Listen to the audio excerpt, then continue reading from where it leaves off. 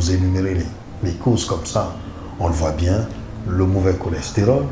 Ensuite, il va y avoir donc ces caillots de sang issus donc de nos aliments qui comportent donc des éléments chimiques qui ne sont pas forcément bons pour notre organisme.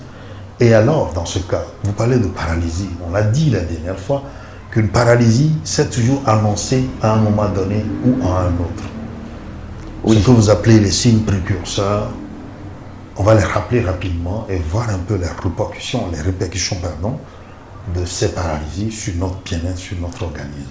Et bien sûr, vous n'allez pas nous laisser comme ça, vous allez nous donner quelques solutions. D'accord. Et sincèrement, il faut le dire que bon nombre se disaient épargnés des paralysies.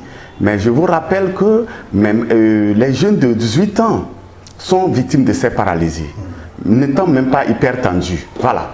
Alors donc, comme je l'ai dit déjà, quand finit la croissance, de 18 ans, 20 ans déjà, les causes là commencent à s'installer. Au fur et à mesure, l'âge avance, ça s'accumule, surtout le nombre de caillots de sang augmente.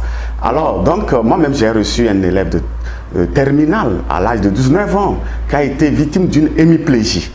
Vous voyez? Alors donc, tout à l'heure, je vais vous rappeler rapidement les signes précurseurs de ces paralysies et les répercussions sur notre organisme, ou bien les types de paralysie qu'on peut aussi avoir. Alors donc, vous dites clairement qu'aujourd'hui, aucun âge n'est épargné.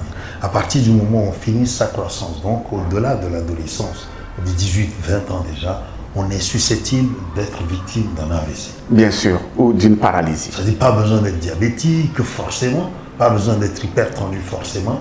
À partir du moment où on a accumulé de mauvaises habitudes alimentaires, 18 ans en allant, on peut faire un AVC, on peut être victime d'une paralysie.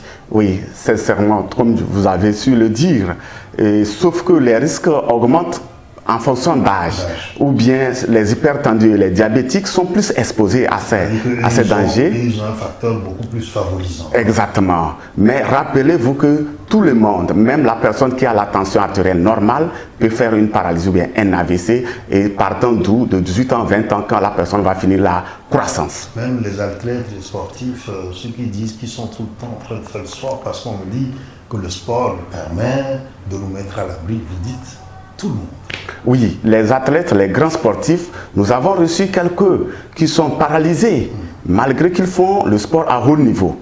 Voilà. Et donc, vous comprenez que le sport ne peut pas casser les caillots de sang ou les mauvais cholestérol pour les mettre hors de l'organisme. Vous voyez? Voilà. C'est-à-dire que ce que vous dites, on peut faire les activités physiques qui vont peut-être permettre au sang de bien circuler, mais les activités physiques ne cassent pas les caillots de sang, ne brûlent pas le mauvais cholestérol. Oui, effectivement, comme vous l'avez su de dire, d'abord les mauvais cholestérol sont des graisses dures à éliminer dans les vaisseaux sanguins. Voilà, les caillots de sang sont durs et le sport ne peut pas les casser pour éliminer hors de l'organisme. Vous voyez, c'est pourquoi même les sportifs aussi sont victimes de ces AVC et de ces paralysies. Alors, d'accord, allons-y.